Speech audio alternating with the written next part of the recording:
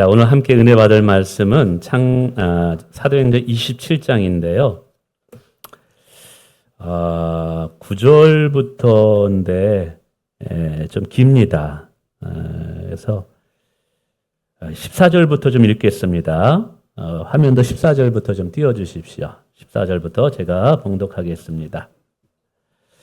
얼마 안 되어서 섬 가운데로부터 유라굴로라는 광풍이 크게 일어나니 배가 밀려 바람을 맞춰 갈 수 없어 가는 대로 두고 쫓아가다가 가우다라는 작은 섬 아래로 지나가 간신히 거루를 잡아 끌어올리고 줄을 가지고 선체를 둘러감고 소르디스에 걸릴까 두려워하여 연장을 내리고 그냥 쫓겨가더니 우리가 풍랑으로 심히 애쓰다가 이튿날 사공들이 짐을 바다에 풀어버리고 사흘째 되는 날에 배의 기구를 그들의 손으로 내버리니라. 여러 날 동안에 해도 별도 보이지 아니하고 큰 풍랑이 그대로 있음에 구원의 영광마저 없어졌더라. 여러 사람이 오래 먹지 못하였음에 바울이 가운데 서서 말하되 여러분이요 내 말을 듣고 글에 대해서 떠나지 아니하면 이 타격과 손상을 면하였더라면 좋을 뻔하였느니라. 내가 너희를 권하노니 이제는 안심하라. 너희 중에 아무도 생명에는 아무런 손상이 없겠고 오직 배뿐이라. 내가 속한 바 곧 내게 섬기는 하나님의 사자가 어젯밤에 내 곁에 서서 말하되 바울아 두려워하지 말라. 내가 가이사 앞에 서야 하겠고 또 하나님께서 너와 함께 항해하는 자를 다 내게 주셨다 하였으니 그러므로 여러분이요 안심하라. 나는 내게 말씀하신 그대로 되리라고 하나님을 믿노라.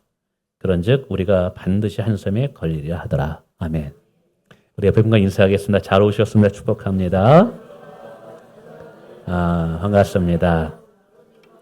반갑습니다. 마태복음 5장, 6장, 7장에 예수님의 산상수훈의 가르침을 다 설교를 마쳤습니다. 그래서 제가 무엇을 가지고 설교를 할까 고민하는 중에 이런 생각이 떠올랐어요. 한번 잘 들어보세요.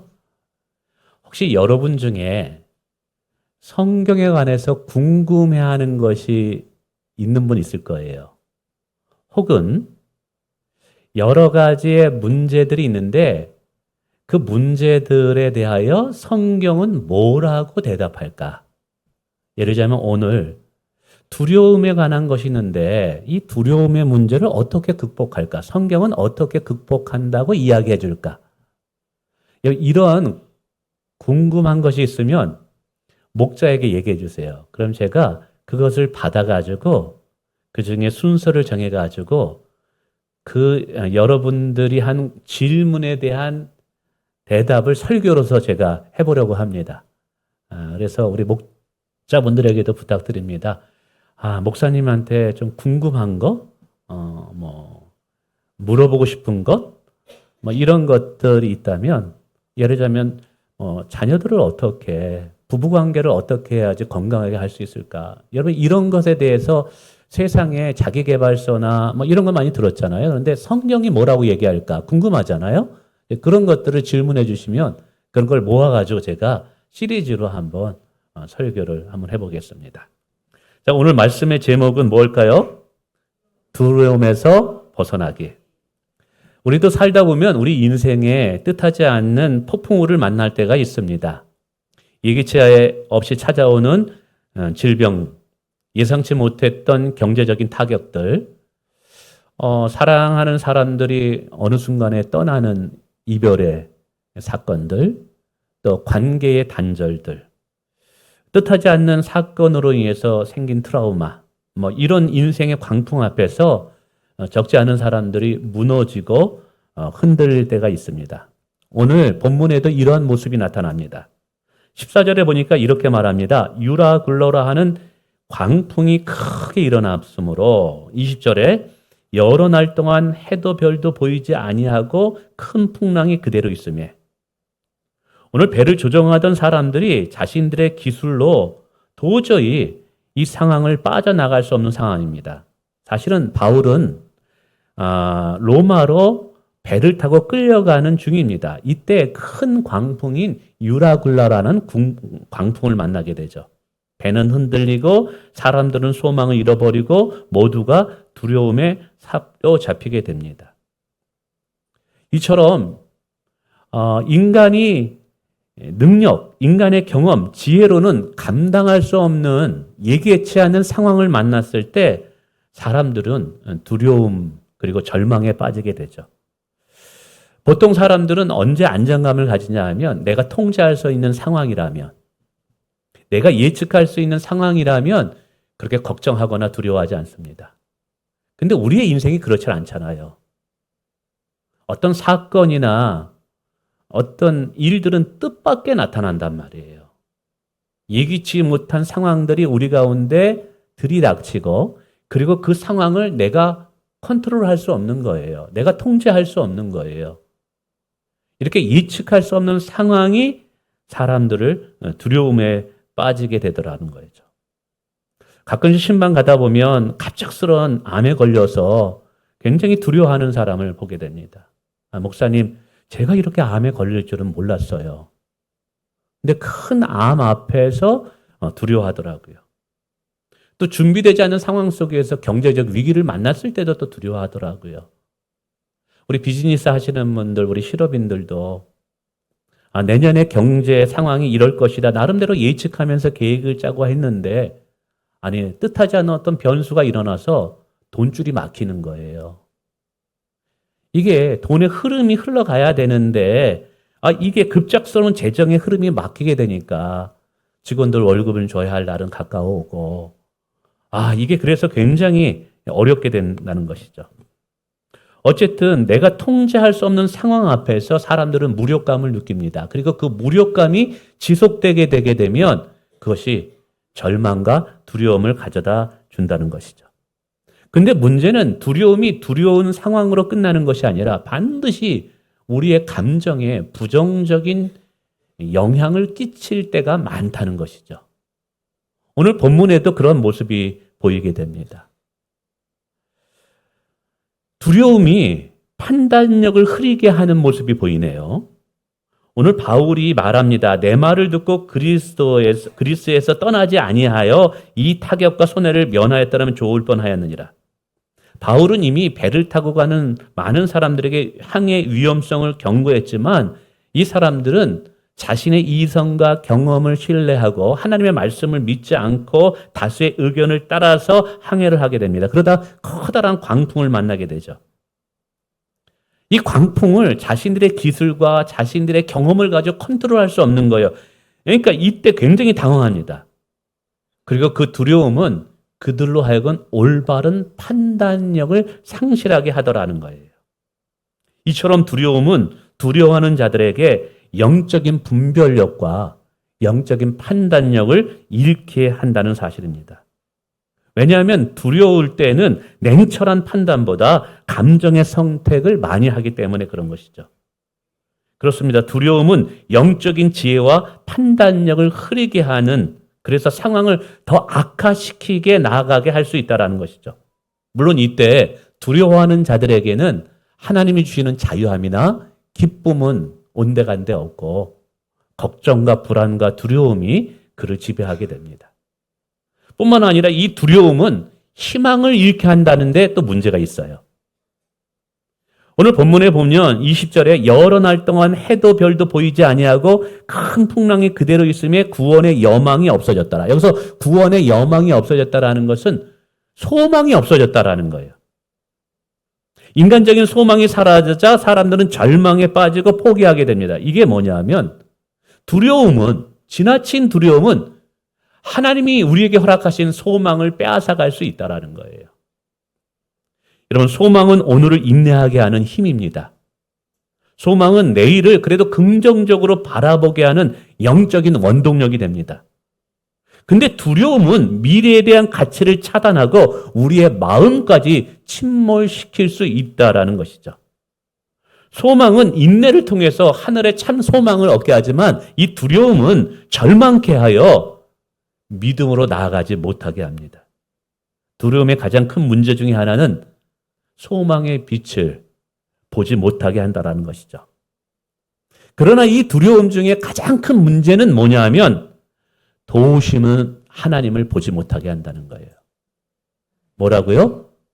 도우시는 하나님을 바라보지 못하게 해요. 배에 탄 사람들은 죽음 앞에서 두려워하여 기도하거나 하나님을 찾지 않습니다. 눈앞에 파도만 보고 하나님의 역사하실 가능성을 잊어버리게 됩니다. 이처럼 두려움은 종종 우리를 영적 미로에 가두어 놓게 된다는 것이죠. 그 미로에 빠지게 되면 하나님의 인도하심을 신뢰하지 못하고 하나님이 인도하시는 길을 보지 못하게 한다는 거예요. 여러분, 일반적으로 두려움은요, 하나님의 능력보다 문제를 더 크게 보게 만들어요. 그래서 하나님보다 문제에 집중하게 하여 기도의 입을 닫아버리게 합니다. 감사의 입을 닫아버리게 한다라는 것이죠. 그 결과 두려움에 사로잡히면 믿음의 시선을 잃어버리고 인간적인 계산과 인간적인 불신앙에 빠질 수 있다라는 거예요. 이스라엘 백성들이 이랬어요. 하나님께서 가나안 땅을 주시겠다고 약속했음에도 불구하고 그 가나안 땅의 거대한 민족 앞에 두려워서 그들은 한 걸음도 나가지 못하고 있는 모습을 우리는 너무나 잘 알고 있습니다. 그래요. 두려움은 하나님께서 우리에게 주신 비전의 길들을 방향을 잃어버리게 할 수 있다는 거죠.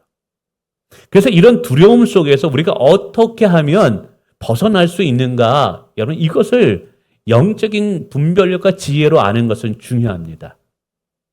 혹 여러분 가운데 이런 두려움이 있다면 오늘 말씀을 잘 귀담아 들었으면 좋겠고, 혹시 지금 뭐 두려운 것이 없다 할지라도 우리의 인생 가운데 이런 어려운 환경을 만났을 때 우리가 어떻게 반응해야 되는지를 미리 알게 된다면 참으로 지혜로운 효과를 얻게 됩니다. 근데 저는 이 두려움을 벗어나는 이 방법에 대해서 인문학적인 상담학이나 아니면 자기계발서의 그런 가르침을 통해서 여러분에게 설명드리고 싶지는 않아요. 이 질문에 대한 대답을 저는 성경 속에서 찾고 싶어요. 왜냐하면 성경은 하나님의 말씀이거든요. 아멘.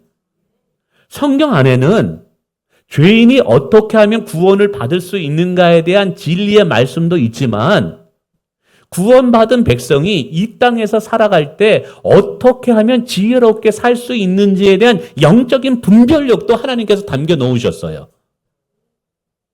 그래서 이와 같은 주제, 우리가 두려운 상황을 만났을 때 이 두려운 상황을 어떻게 벗어날 수 있는가에 대한 지혜도 여러분 성경 속에 분명히 있습니다. 그래서 믿음의 사람이라면, 하나님의 사람이라면 세상 가운데 그 대답을 찾는 것이 아니라 하나님의 진리의 말씀인 성경 안에서 그 대답을 찾아야 된다는 것이죠. 그리고 그 대답을 찾아 그 대답에 따라 살아갈 때 우리는 하나님의 기적과 도우심을 경험하게 될 줄을 믿습니다. 우리는 성경의 가르침에 주목해야 돼요. 성경이 뭘 말하는지, 성경의 가르침이 하나님의 대안이고 하나님의 방법임을 기억하셔야 돼요. 자, 다시 한번 본문으로 돌아와 봅시다. 오늘 바울이 로마로 가는데 포로로 끌려서 배를 타고 로마로 가게 됩니다. 그때 유라블라라는 큰 광풍이 그 배를 엄습하고 몇 날 며칠이 내는데도 나아가지 못하게 하고 이제 모든 사람이 구원의 여망이 끝났다 하고 다 이제 죽게 되었구나 하는 상황입니다. 그 모든 사람이 절망하고 있어요. 모든 사람이 두려워하고 있어요. 근데 유독히 한 사람만 전혀 다른 반응을 보이고 있다는 거예요. 바울입니다. 그가 이렇게 말합니다. 여러분 안심하십시오. 아니, 모든 사람은 두려워하는데 어떻게 바울은 안심할 수 있죠? 나는 내가 믿는 하나님께서 내게 말씀하신 그대로 되리라고 나는 믿습니다.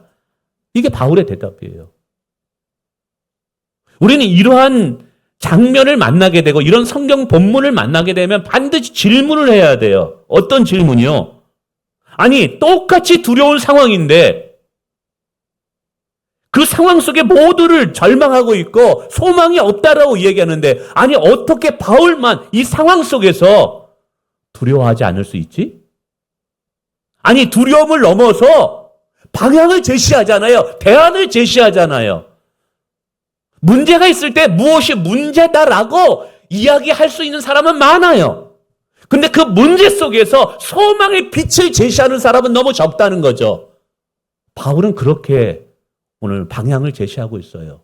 아니 도대체 바울이 무엇을 받기에 그들과 바울의 차이가 뭐길래 이렇게 다른 반응을 보일까? 우린 여기서 바울이 무엇에 집중하였는지를 잘 살펴봐야 돼요. 바로 이것이 두려움에서 바울이 벗어날 수 있는 영적인 지혜이고 그 두려움 속에서 인생의 방향을 제시할 수 있는 영적인 탁월함이었다는 것이죠.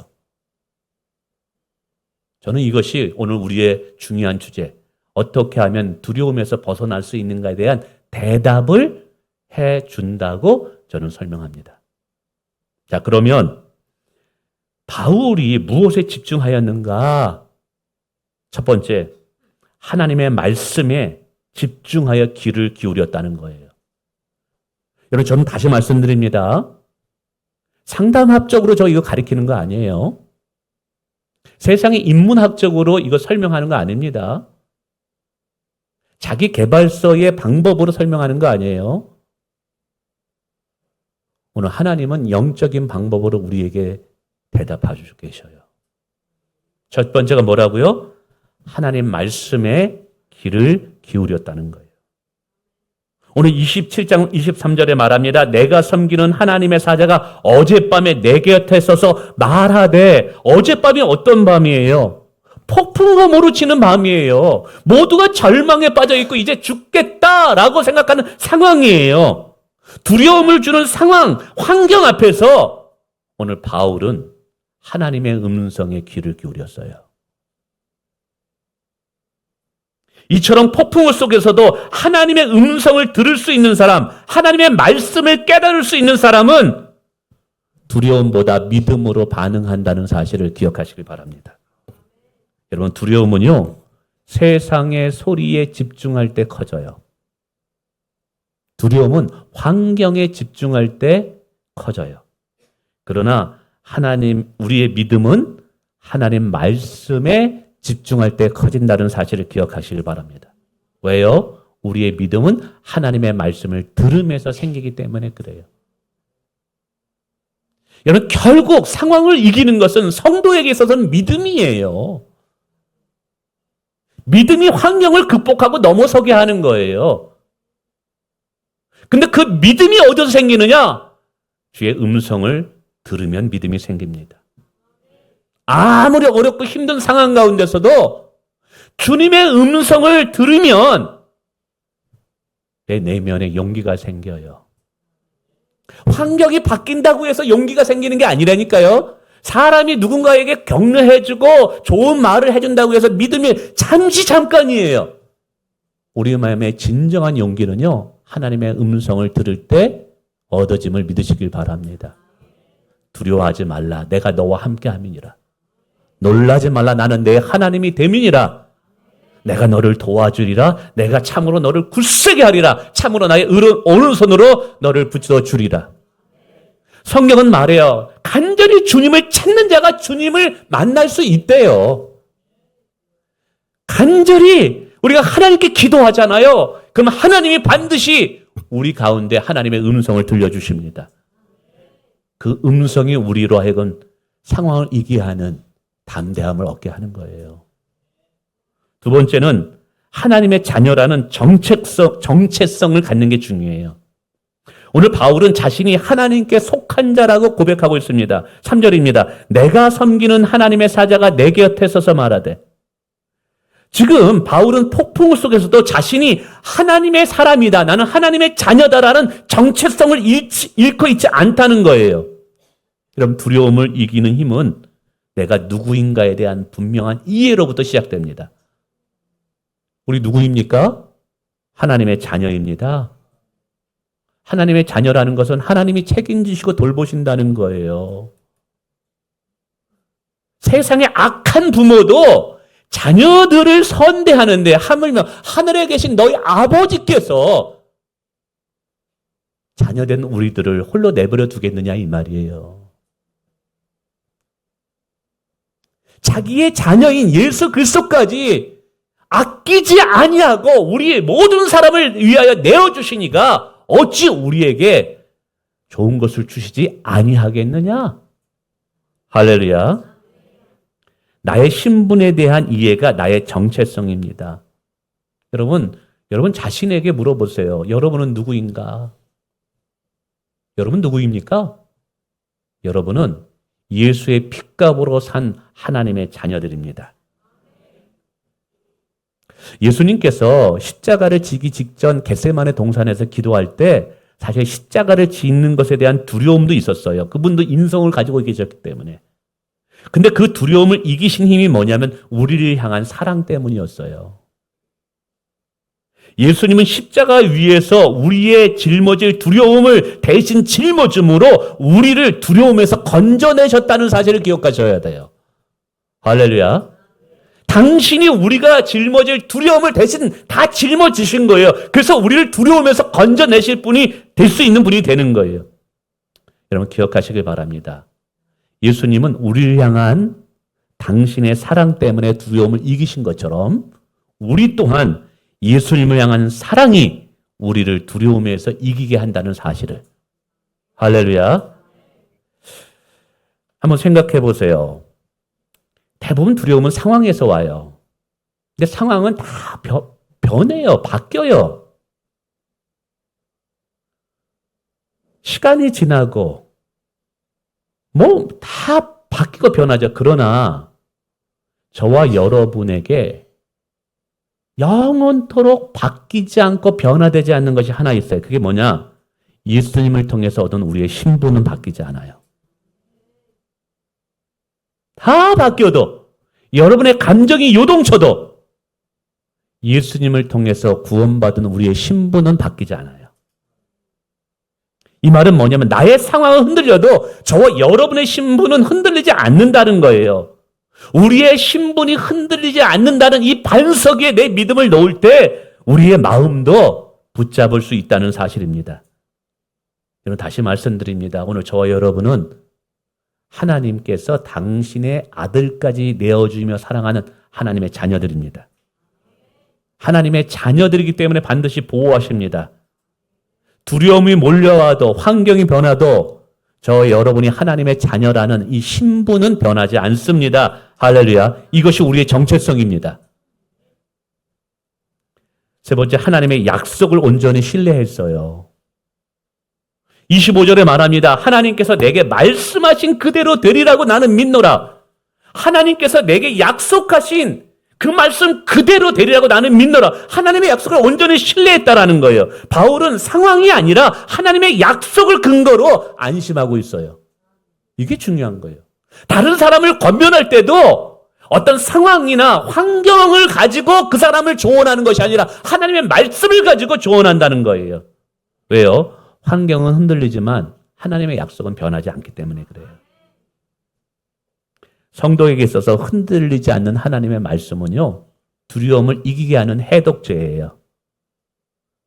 하나님의 말씀은 두려움과 맞서 싸울 수 있는 강력한 영적인 무기가 됨을 기억하시길 바랍니다. 그래서 좀 힘들겠지만 여러분 두려운 상황에 직면했을 때 이때 더 하나님 말씀 묵상하셔야 돼요. 하나님 말씀을 듣기에 부지런해야 돼요. 근데 하나님 말씀은요, 놀라운 특징이 하나 있는데 말씀을 깨닫게 되잖아요. 우리의 관점이 바뀌어지게 돼요. 뭐가 바뀐다고요? 관점이 바뀌어야 되고 그 바뀌어진 관점이 우리 가운데 자유함을 주더라는 거예요. 그래서 우리는 이런 질문을 할 수밖에 없어요. 왜 하나님은 나를 사랑하신다고 함에도 불구하고 이렇게 힘든 상황을 통해서 두려움을 허락하실까? 라는 질문을 할 수밖에 없어요. 우리의 관점은요, 우리 인생에 대한 질문에 대한 깨달음을 통해서 얻어지는 거예요. 그러니까 관점이 변한다려면 질문을 잘 던져야 돼요, 하나님 앞에. 하나님은 나를 사랑하신다 그랬는데 왜 좋아 보이지 않는 이 어려운 환경, 그리고 두려움을 일으키는 환경을 내게 허락하실까? 이 질문에 대해서 저는 몇 가지로 말씀을 드리는데 결론은 이거예요, 사실은. 로마서 8장의 28절에 보니까 하나님께서는 하나님을 사랑하는 자들에게 모든 것을 합력하여 선을 이루신다는 거예요. 이 모든 것에는 내게 어려움과 두려움을 주는 이 환경조차도 결국은 하나님께서 선을 이루시기 위한 하나의 방편이라는 걸 우리는 믿어야 된다는 거예요. 이걸 믿게 되면, 이걸 깨닫게 되면 관점이 바뀌어지는데, 여러분, 자기 자만을 꺾고 하나님을 의지하게 하기 위함이라는 것을 알아야 돼요. 두려움은. 두려움이 우리에게 그렇게 좋지는 않은데, 환경도 이게 좋지 않은데, 왜 그러냐? 보통 사람은 평안할 때 하나님을 찾지 않아요. 내 뜻대로 내 생각대로 다 잘 되면 자기가 똑똑한 줄 알아요. 그리고 자기의 계획과 자기의 경험을 가지고 다 이렇게 이루어 가려고 해요. 근데 두려움은 우리에게 자신의 한계를 깨닫게 해요. 두려움이 자신의 한계를 깨닫게 함으로 그 한계 속에서 이제 누구를 바라보느냐 하면 전능하신 하나님을 바라보게 만듭니다. 그 두려움 때문에 두려워하는 자를 하나님 앞으로 나가게 만든다는 거예요. 그래서 지금까지 자기 자만, 자기 교만, 내가 못할 게 뭐 있겠어 라고 생각하는 사람들의 모든 것을 꺾어버리고 오직 하나님만 의지하게 만드는 것이 우리에게 두려움을 주는 거예요. 고린도후서 1장 9절에 말합니다. 이 환난은 우리로 자기를 의지하지 말고 오직 죽은 자를 다시 살리시는 하나님만 의지하게 하려 합니다. 이 환난은 우리에게 두려움을 주죠. 그러나 이 두려움 때문에 뭘 깨달은 거예요? 하나님만 의지해야 되겠구나. 합력하여 선을 이루신 거예요, 하나님이. 뿐만 아니라 이 두려움은 나의 믿음을 연단하여 자라게 하고 성장하게 하더라는 거예요. 두려움 속에서 믿음이 시험받다 고통스럽지만 동시에 하나님을 의지하게 함으로 결국 그 두려움 때문에 내 믿음이 성장되게 되는 일이 일어나다라는 거예요. 하나님은 우리를 연약한 자가 아니라 믿음의 용사로 세우기 위해서 두려움을 도구로 사용할 때가 종종 있습니다. 그래서 성경은 말하죠. 믿음의 시련이 인내를 만들어내고 인내는 온전하고 구비하여 조금도 우리를 하나님 앞에 부족함이 없는 사람이 되게 만든다고. 뿐만 아닙니다. 역설적이지만 이 두려움 때문에 하나님의 임재가 주는 진짜 평안이 무엇인지를 깨닫게 돼요. 그래서 이 두려움의 환경을 경험하지 못하는 분들은 이게 헷갈려요. 편안한 것과 평안한 것이 바로 죄송합니다. 편안한 것과 샬롬, 평안과 헷갈려요. 편안하다라는 것은 환경이 걱정거리가 없는 거예요. 그냥 모든 것이 내 뜻대로 잘 되어져 가는 거예요. 그렇게 이 모든 것은 외부적 환경 때문에 내 마음에 불편함이 없는 거예요. 이게 편안한 거예요. 근데 하나님이 우리에게 주시고자 하는 것은 편안함이 아니라 평안이에요. 샬롬이라는 거예요. 이 평안함은 외부적인 환경과 상황과 상관없이 폭풍 속에서도 고요함을 느끼는 하나님의 임재인 거예요. 근데 이게 진짜 하나님이 우리에게 주시고자 하는 거거든요. 근데 이걸 언제 느끼냐 하면 두려운 환경 속에서 하나님을 간절히 붙잡고 두려움 속에서 하나님 앞에 나가 간절히 기도할 때 그분이 우리를 보호하시는 이 보호막 같은 것이 하나님의 임재로 우리를 감쌀 때 폭풍 속에서도 내 마음에 진정한 자유함이 나오는 거예요. 그러면서 깨닫게 되죠. 아, 내가 생각했던 옛날의 그 평안함은 가짜였구나. 진짜 하나님이 주시는 것은 내 상황과 환경과 관계없는 절대적인 자유함이구나라는 걸 깨닫게 돼요. 그래서 여러분 역설적이지만 오히려 두려움이 우리에게 진정한 평안을 얻게 하는 통로가 된다는 것이죠. 뿐만 아니라 이게 두려움을 이겨보고 겪게 되면 하나님이 나를 긍휼히 여기는 은사의 사람으로 만들어가요. 기가 막힌 거예요. 여러분 두려움을 이겨본 자만이 두려워 떠는 자들을 진심으로 이해하고 위로할 수 있습니다. 그래서 하나님은 우리의 고통을 우리의 사역의 은사로 만들 때가 있어요. 겪어보지 못하면 공감을 못하는 거예요.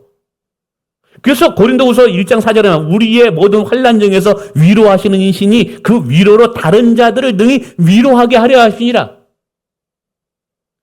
살 소망이 끊어질 정도까지 힘들었어요, 바울이 전도하다가. 근데 거기서 뭘 깨달았냐 하면 하나님의 위로를 깨달은 거예요. 절대적인 평안을 깨달은 거예요. 근데 이 깨달음이 뭘 얻게 되냐면 지금 고통당하는 사람을 진정으로 위로하는 사람으로 나를 바꾼 거예요. 하나님은요, 나를 더욱더 탁월하고 뛰어난 사람으로 만들기 위해서 내가 원치 않는 두려운 환경을 통과하게 만드실 때가 있다라는 거예요. 김현수 집사님이 목 디스크로 굉장히 고생을 많이 해요. 목자인데. 그래가지고 막 절여가지고 막 약을 먹고 하는데도 이게 통증이 안 나가지고 너무 고통스러워요. 그런데도 또 주일날 와서 교사하고 참 열심히 해요. 제가 이제 좀 T형이에요.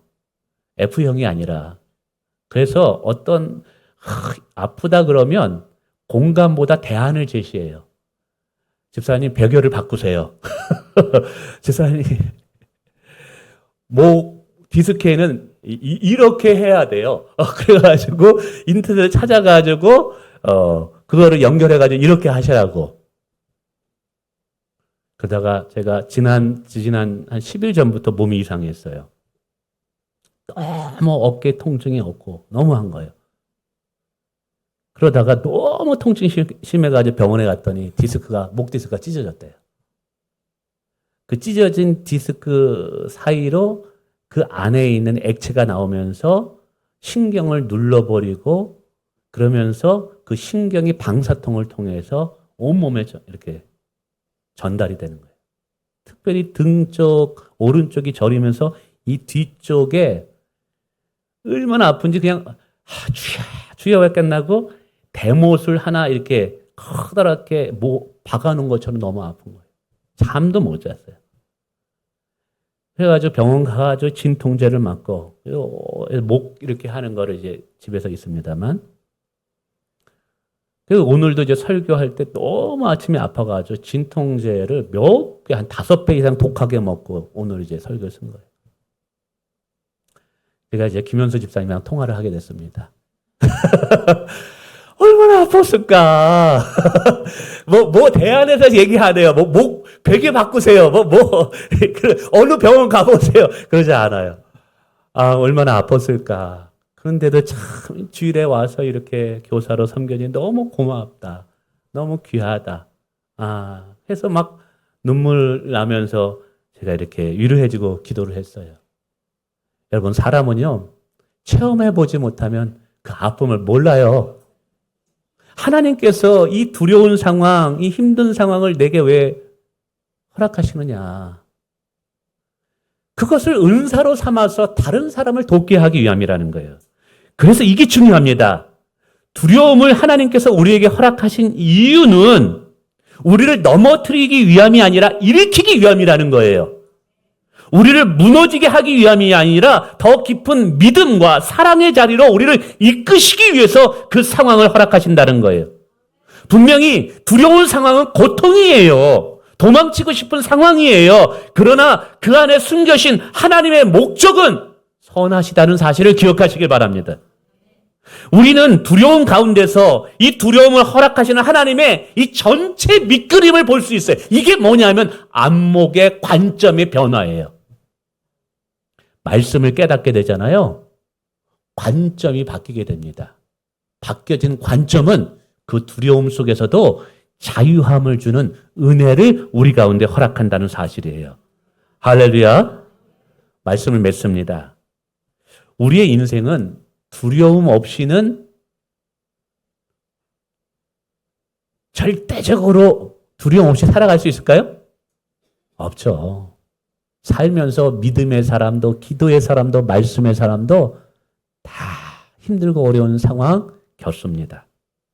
두려움 없는 인생을 살 수 없습니다. 그러나 그 두려움 속에서 우리는 바울처럼 하나님을 선택할 수 있습니다. 믿음을 선택할 수 있습니다. 그 두려움 속에서 우리를 도우시는 하나님을 바라볼 수 있습니다. 바울처럼 주의 음성에 귀를 기울이고 하나님의 자녀라는 정체성을 잃지 않고 나를 도우시는 하나님을 온전히 신뢰할 때 하나님께서 우리에게 새로운 은혜를 허락하신다는 것이죠. 그래서 이런 영적인 깨달음을 얻게 되면 마지막입니다. 두려움은 절망의 시작이 아니라 소망의 첫 출발이 될 수 있어요. 이런 은혜가 저와 여러분 가운데 있기를 주님의 이름으로 축원을 드립니다.